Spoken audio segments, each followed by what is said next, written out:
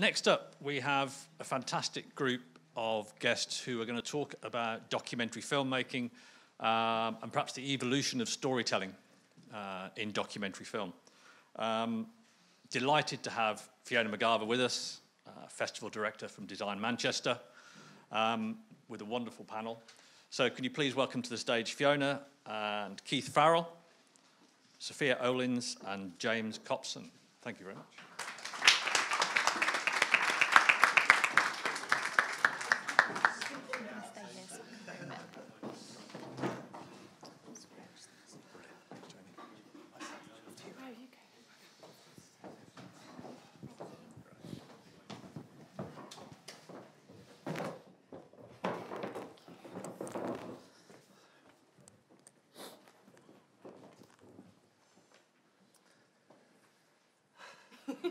Hello. Hi. So, yes, as discussed, we are going to talk about storytelling through documentary. So just to explain who I am first, why I'm here. So my name is Fiona McGarver. I've been working in the TV and film industry for 17, 18 years, mainly in communications and events. So in my PR career, I've worked at more or less all the major broadcasters. My first job was at Hollyoaks. I then went on to ITV, I've worked at Nickelodeon, the BBC, and then I set up my own TV publicity company, working in film, creative industries, etc., 6 years ago. So we've worked on everything from the Northern Soul film, directed by Lane Constantine, and the Kids' Choice Awards in LA, which is quite exciting, I know. But we also work on London Short Film Festival, so a really good kind of spread of things. And I think kind of storytelling comes into all of those things, and we meet lots of different storytellers throughout that. So it's really interesting to have this great panel of directors here to talk about that. So everyone here is at a different stage in their career or development, and they all tell stories in very, very different ways. So first of all, just to introduce each of you, I think looking around, I feel like there's a lot of people that work here in film already. So what we wanted to do was just have a really open discussion. We're going to have a chat about things. These guys have already had a chat, so they're best friends. So just feel free to kind of jump in at any point. So don't wait to ask questions. Honestly, just ask a question at any time. We really want to hear what everyone's got to say. So, Keith. Hello, how are you? Keith. My name is Keith Farrell. I'm a documentary maker. I'm Irish, but I live in Manchester. And before that, I was a journalist. There's kind of they naturally fit together, journalism and documentary making. And I've been doing it for 17 years. Started working for Granada Television when that was a thing. And I went freelance about 12 years ago now. Crikey, I feel old. And I make primarily what's called specialist factual. So history, science, religion, art. And recently I've taken a step into moving into narrative fiction. I've made a couple of short films that have done okay in the festival circuit. So I come from a more commercial television background than the kind of feature doc area, although I have made a couple of feature docs. And then Sophia. Yes, hello everyone. I'm Sophia Olins. I'm a documentary director, and I sort of did everything the wrong way round. So I started in fiction and big budget sort of Hollywood features as an assistant director, and commercials and TV. So I did things like anything from Bridget Jones to Troy to Peep Show, lots and lots of comedy, IT Crowd, all that sort of stuff. And then got really, really frustrated with the lack of kind of creative involvement that I had in those massive teams.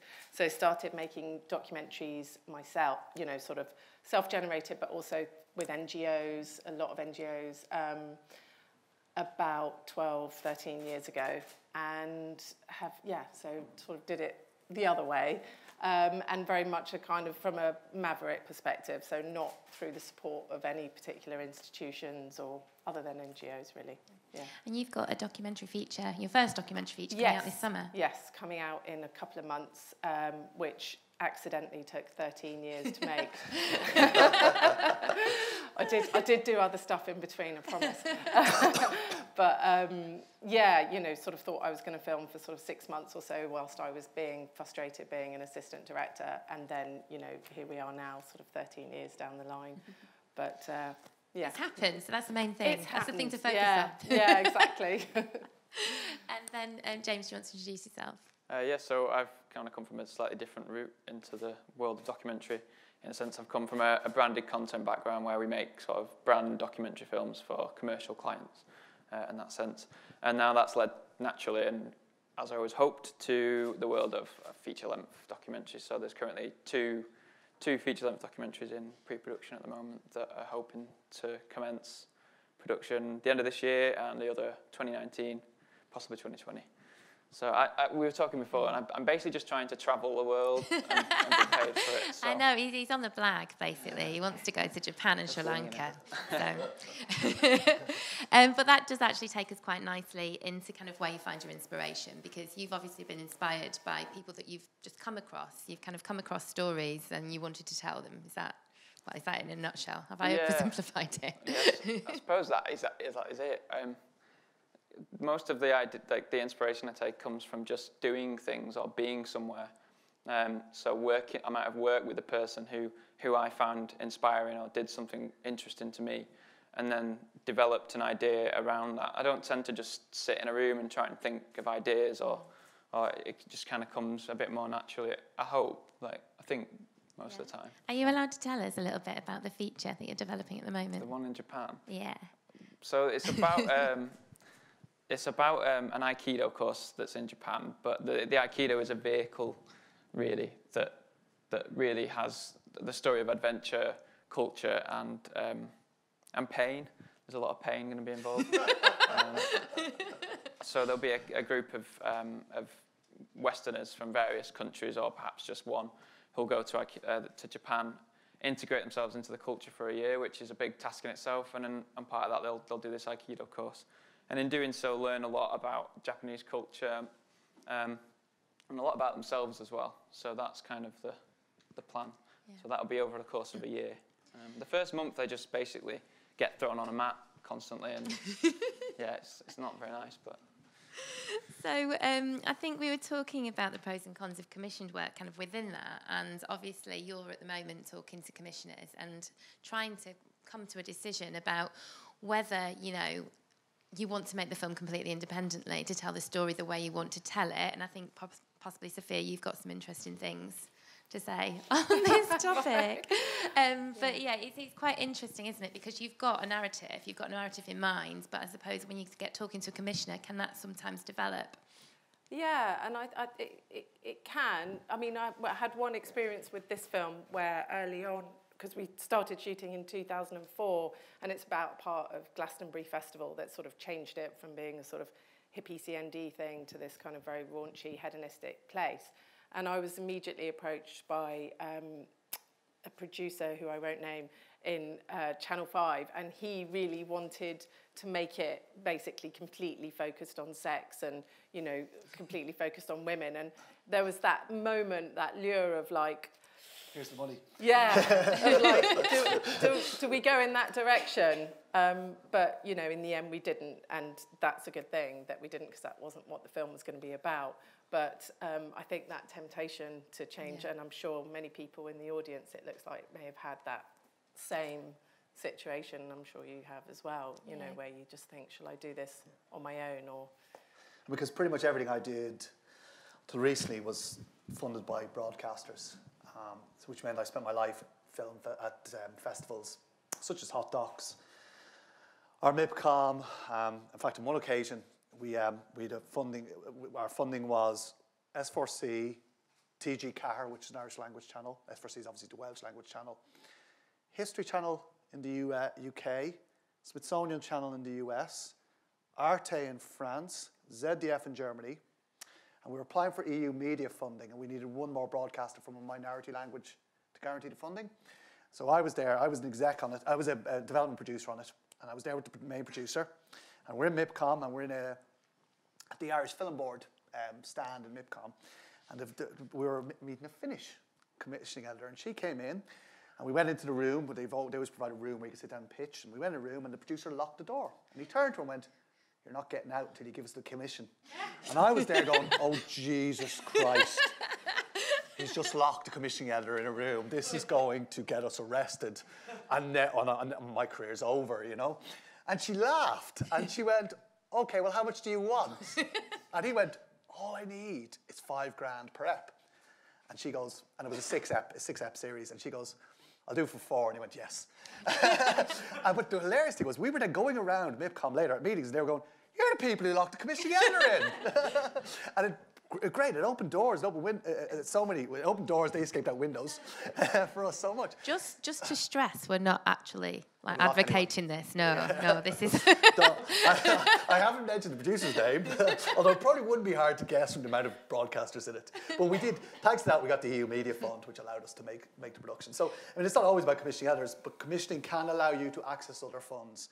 And to be honest with you, like, you won't, if you make feature docs, and I have made 2, you won't make any money off the feature docs in cinemas. You'll make the money off television. Television's your gravy. You get your funding from, say, the Irish Film Board, BFI, Creative England when they were involved in that area of things. There's a lot of, we were talking about your funds, for example, a cultural fund. I've just done something for a museum in the United States. There is other sources. But at the end of it, if you have something to sell that a distributor can sell to television broadcasts, that allows you to fund your next project, or development of your next project, without a doubt. Does anyone have any questions about commissioning? Just because it's a really interesting question in terms of documentary making. No. Not that interesting. My best advice is go in and go, yes, yes, yes, yes, give me the money, yes, yes, yes, and do whatever you want afterwards. And then they won't remember. When you're sitting there and they're looking at the cut, you go, well, no, you said that in the meeting. And they're like, I thought we commissioned something completely different. No, you didn't. This in the meeting was exactly what you wanted. If you're really lucky, they've been sacked and someone else is looking over it. So actually, that brings us actually quite nicely onto narrative. Did quite well there. So, in terms of narrative in documentary making is a very interesting question. Like, how do you kind of separate fact from fiction? How do you tell the story that you want to tell honestly, whilst still maintaining that view kind of throughout the film of what you intended to set out to say? I mean, I think it'd be interesting to know how many people in the room do work in factual. Just show of hands, Anyone if at all. documentary maker here? Oh wow, just a couple. Oh okay, and there's mainly everybody in sort of fiction then side of things. Yeah. Yeah. Okay, that's interesting. But do people want to go into factual or are interested in it? Yeah. Yeah, just because of we were talking, weren't we, before about that maybe having more sort of fiction narrative devices now. But I mean, certainly, I think it's that the kind of growing interest in factual has basically come from kind of social media and people really wanting to kind of share stories, and that sense of, whereas, certainly 13 years ago when I started making this feature doc, it was kind of just dead in the water. There was nothing, no platforms, obviously, and no way of really accessing funding. But now there's such a drive to kind of have, call to action films, and people seen Blackfish, End of the Line, all those kind of films that are structured like, Blackfish is structured like a thriller, and yet it's completely done with, talking heads, which you just think, if you saw that on paper, you go, my God, that's going to be so boring. And it's thrilling, isn't it? Yeah. I think that's the interesting, what we thought was really cool is that in the past, like when we started out, you'd have to go to commission editor, Channel 5, for example, or Channel 4 or BBC, and you're pitching to them, and they're like, oh no, our audience isn't interested in this. You always go, oh, our audience, we know our audience, they're not interested in this. And then suddenly YouTube, people were putting docs like Coney, the Coney doc, which probably got turned down by every broadcaster. And it went mad. And I'm like, you don't actually know your audience. You think you do, but you don't really know your audience. And what I love about Netflix is they're very hands-off. They kind of let you go with it. And they will make suggestions, but they let you go with it. And that's a unique way to work, because I'm used to being badgered like every month. What do you do? Where's the story? Why are you not talking that one? Blah, blah, blah. You have 6 million meetings before you ever shoot anything. And it's so nice to actually work where we can now, in a way, make films that we really did set out to make in the first place. And we have a market for it. We have a market for it. We have iTunes. Even if you're dunking on video on demand, you have iTunes, you have Hulu, you have so many, what would you call it, smaller video on demand platforms, like Flix Premiere, where you can go out and you can self-distribute in a way you could never do before. And then suddenly the commissioning editors all start coming to you going, we loved your film on Glastonbury. Will you make one for us, Yeah. And I think self-distribution is more of a thing now as well. And that's happened so much for factual as well, hasn't it? Maybe more than in fiction, perhaps. Yeah, absolutely. Well, we were one of the things that we were going to discuss was Making a Murderer. I know you've not seen it, but you did say you're a big fan of Serial, which is potentially, you know, sort of it's a very, very similar concept in that they're serialising a documentary style, you know, show, and it's like this is a real story. This is like real people's lives, but the way it's told is very, very, very entertaining, and that's potentially what's captured so many people's imaginations. Who here's seen Making a Murderer? Right. Who thinks he's guilty? Yes, thank you. Yeah. Because that's really interesting, because that's been cut to make him look innocent. But I'm not convinced he is. We were discussing this, weren't we? Earlier. And you think he's innocent. It's designed in a way that makes you feel like he's innocent, but we're only getting one side of the story, and obviously that's the vision of the director or the storytellers, what we were saying, that they want the audience to feel that way.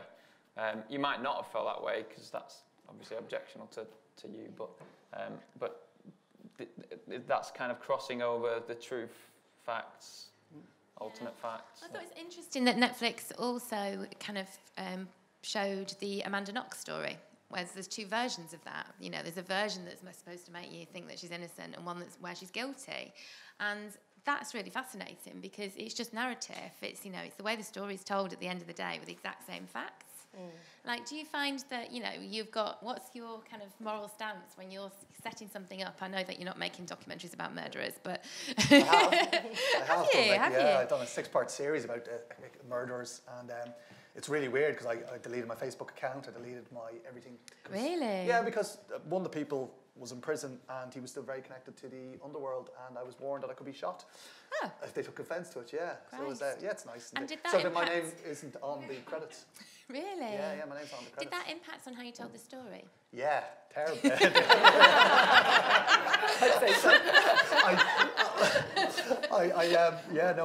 Myself and the researcher I work with, who called herself Stella after the former head of MI5, which I thought was great.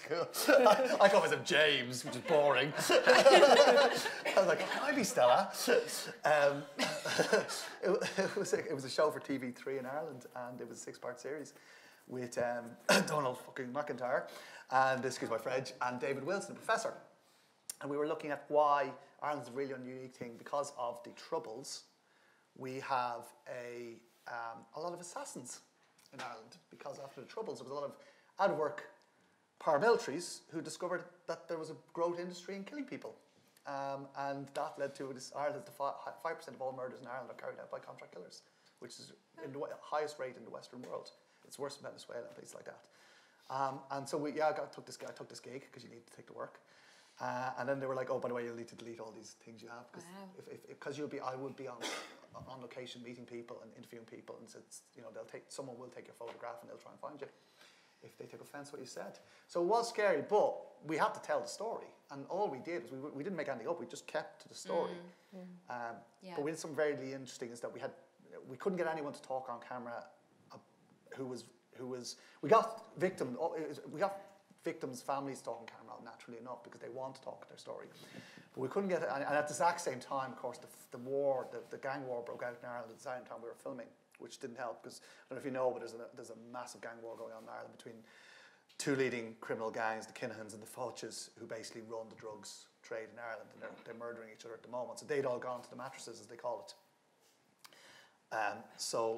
Which basically means gone underground, and they had so we couldn't get, so no one wanted to talk, and the police weren't talking because they didn't want to talk. So, you know, what seemed like a great idea suddenly with the commission was a nightmare.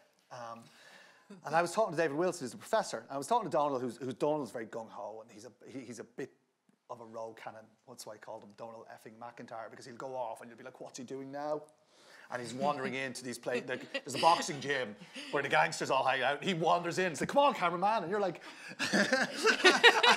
and you're the director going, okay. And the producer's going, don't go in, don't go in, don't go in. And your security guy, because you always have to have security with you. And my security was an ex-Special Forces guy. And he's going, look, I've been to Iraq and I'm not going in there.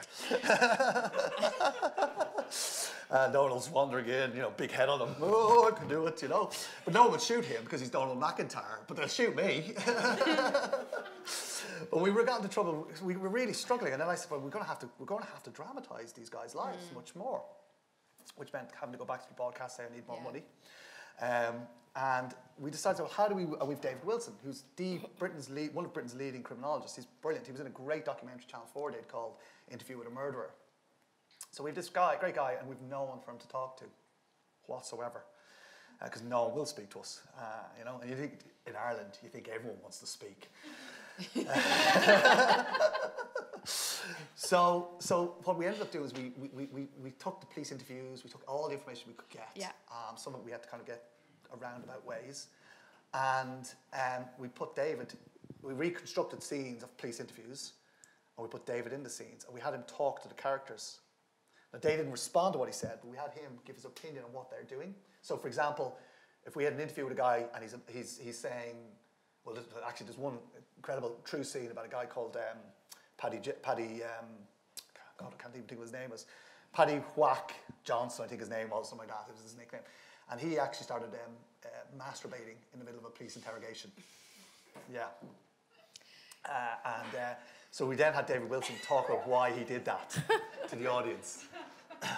Because obviously no one would talk about it, but we knew it happened. So how do you tell that story? And it's very important because this guy's a psychopath, and we're trying to explain why he does what he does. And he did it to basically freak out the coppers interviewing him, to stop them asking him questions. And then, so we then put David into drama, and he talked to the audience about exactly why the person was doing what they were doing. Amazing. Yeah, we had to do it. And it was that boundary between fact and fiction. We had big debates. Can we do this? Can we put our contributor in drama and have him talk in the drama like he's a character? He's an actor in the drama. And in the end, we went for it. You've got a load of legals to go through as well. But in the end, we had to do it because there was no one would speak to us. There was no other way of telling those stories without dramatising it completely. Yeah. So what should have been a straight doc became maybe 60% drama. Wow. So do you guys have experience of directing people? You know, sort of directing real people must be very, very different to directing people in drama. So how do you do that whilst maintaining the truth? You know, how do you get what you need without impacting on their story? I mean, I think casting is, you know, the same in docs as it is in fiction. Absolutely, you know, you have to have characters that are kind of going to tell your story. And certainly, you know, the differences are that you've obviously got duty of care and, you know, they're real people with real stories, so you need to be super careful. And then also they probably can be amazing off camera and then just not deliver the second, you know, we were talking about that earlier about having sort of secret language with, you know, your camera people. So how do you almost direct without showing anybody that you're doing it? Keep it natural? I mean, I had a really extreme version of that using technology, but where, I mean, I was banned from a country in the Caribbean and from the Dominican Republic, and I was being sent death threats because of making a sort of political film there. And then in the end, I just had to leave and create a shot-by-shot storyboard that I kind of did from a kind of stickmen and Google Images, sending it sort of almost hourly to the team out there, and then directing through FaceTime, kind of going, can you move your camera there? Can you do it like that? Can you do it, you know, and knowing the contributors, but having to do it completely remotely. I mean, I don't think an actor would tolerate that. No, not at all. The contributors are more forgiving. Yes, I think contributors want to a different tell relationship the story with contributors than you do with actors, though, don't you? Because part of documentary making is getting to know that person and maybe becoming friends with them, or you know, there's maybe a stronger bond there. So even when we were talking about interviewing people, and you were saying about not ever kind of saying, repeat the question back to me, because it just immediately puts a barrier up. But you just have a general chat, and then they kind of deliver themselves and forget that the camera's there. Hopefully that's your aim as a director, I suppose, isn't it? Because they tell you at film school, always ask your contributor to answer the question back. But I don't think that's the best way to do it, because I think it does put them on edge. And it has backfired. I worked as a producer and a director on a film once with this old guy who was a tank commander. And he'd landed in France in 1944, and he'd gone all the way through the war to the end of the war. And we asked him that question, can you please frame my question in your answer? And what he did was, whenever we asked a question such as, when did you go to France in 1944? He would go, when did I go to France in 1944? What tank did you drive? What tank did I drive? So it can backfire. And I think it's better just to be conversational. You know, if you start conversing as soon as you meet them, set up your camera, then bring them in, then start talking, and then say, right, we're going to start now. We're going to start recording now. they're eased into it a little bit more, you know? Yeah, absolutely. So kind of going from that really natural kind of standpoint, and we were talking before about VR and AR and how that could potentially impact on documentary making, and you had some really interesting things to say. Well, so I was a bit kind of closed off to VR for a long time, and then I recently tried it in Japan, but for a video game, and it was amazing, and I was like, this is the future of video games. That's how I felt. But we were talking about how you've got a new TV and it's almost too crisp and too clean. And I'm scared of my new TV. It's 4K and it's like they're in my room. I don't like it. But that kind of experience of being in that situation and even just having a TV that's too crisp kind of takes you out of the experience of watching a film, and it becomes an experience of being in film or being in a video game. So people like, there might be a crossover somewhere, but maybe it's a new genre, but feels like perhaps VR sits better with video games. In my opinion, I don't know. Well, we were talking about how it can add to an experience where it's necessary. Yeah. I mean, you had a really great example. Well, there was that film, did anyone see Unrest? Or heard of that? It was a film that I think it was longlisted in the Oscars for the best documentary. And it was a woman who had contracted ME about 10 years ago, and so she starts documenting her experience, filming it herself, basically from her bed, and then she starts interviewing other ME sufferers around the world, but all the interviews are through Skype because nobody can get out of bed. And then when they screened it, it won loads of awards, and when they screened it here in the UK, it came with a VR experience, so you could be sitting in a bed and experience the world through the eyes of somebody with ME. But also the screenings, obviously there would be loads of people who would want to go but couldn't get to go. So even though it's not quite VR, they were doing sort of simultaneous screenings across the nation where people with ME sufferers could watch it all at the same time and kind of get that shared experience, which I just thought was suiting the subject matter. I think technology and the subject matter have to work together. It's using the tech to solve a problem that exists as opposed to just adding to it for adding's sake. Yeah. I think it raises also issues. So if you're doing a drama and you do a VR or drama where you are a central character in the drama, that's fine. But you know when it's someone real life and you've created a VR or of someone's real life experience, so if you've done a VR, you followed, I don't know, an ME sufferer, well, that's not going to be a great example. You've found someone around, okay, and you've done a VR, and you're living their experience through VR. That does create ethical questions about what are we, you know what I mean? What are we doing here in their life in a way you couldn't do with drama? Where drama, it's fine because it's scripted and it's narrative and it's fine. You can step away from it. And that's also something that worries me a little bit about it, in that it could cross. It's already hard enough to tell fact and fiction, and we could be crossing the boundary all the way, another way, Can I just ask about when you've got these hybrid formats of drama combined with documentary, you've got the transformative, storytelling where you come out better people because we've experienced something. But how do you feel about combining? I think it's the detectives, is it? A lot of money being thrown at these hybrid formats at the moment. Where you've got documentary and you've got actors playing the people that we've already met through maybe just pieces to camera, or how do you feel about that? Yeah, it's a tricky one because Band of Brothers did it. If you think of it initially, Band of Brothers interviewed all the old guys, then we saw them as young guys. So that's taking it to the next step where they are today and we see them played. I mean, it's obviously it's a trend within television that's happening, and it's been happening for a while within television and film. And I suppose initially I was a bit wary of it, but it's good storytelling, it works.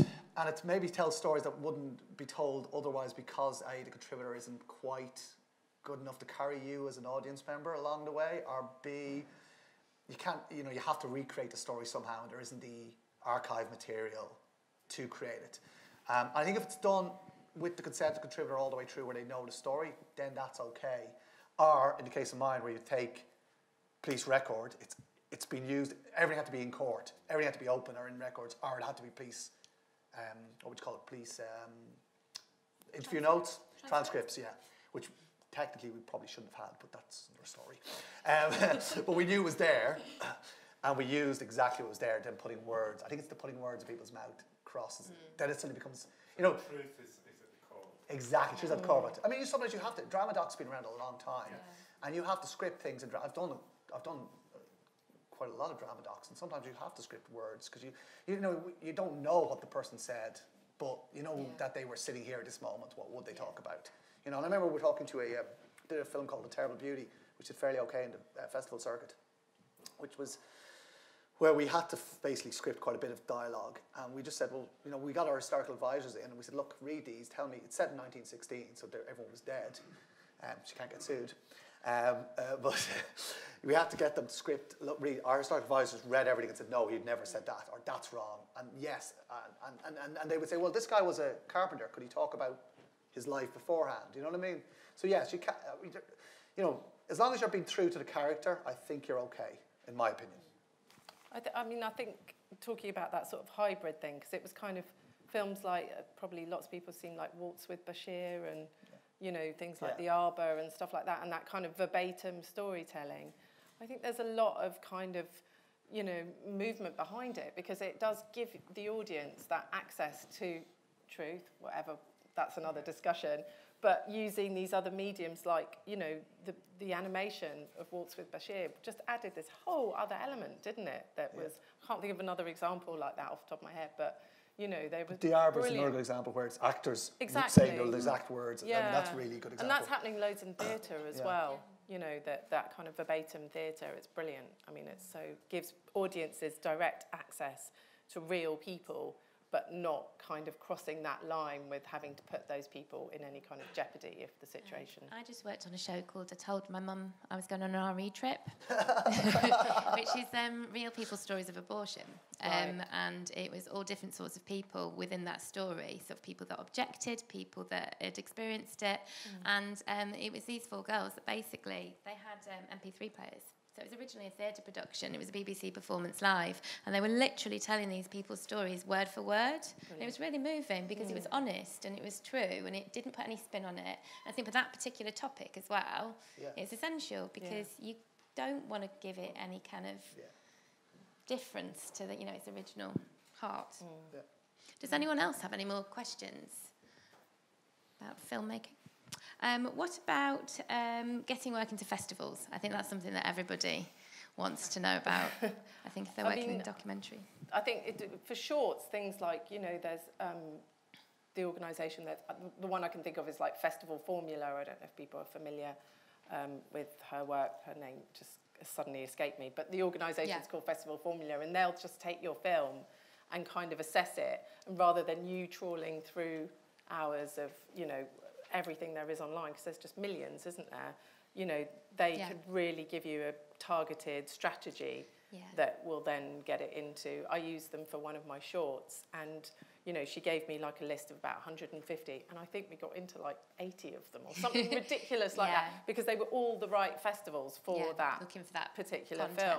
film. But I do think for features, my experience on this has very much been that, you know, once you get into one big festival, then all the other festivals start calling you the minute that the schedule comes out. So I think that's... And I think one of the things that's really important is work with your... if you can get funding from a national body like the BFI or the Irish Film Board, they work with your exec from that organisation to really help you, because they know everyone. And also, but if you've got a film that you think is going to do well in the festival circuit and it's starting to get traction, talk to Creative England. Say, look, who should I be talking to? Who's a good festival director, you know? Because I badger per Steph. She gets emailed by me regularly, annoying her. Like she's got my name cancelled out. It goes straight into junk mail at this stage. but that's what Creative England do. They help you with these things, and so, you know, don't try and do it on your own, because you can just end up throwing good money after bad, you know. Well, on that note, I don't think I can close that any better. So I think there's going to be a 10-minute break from now, isn't there? Is that right?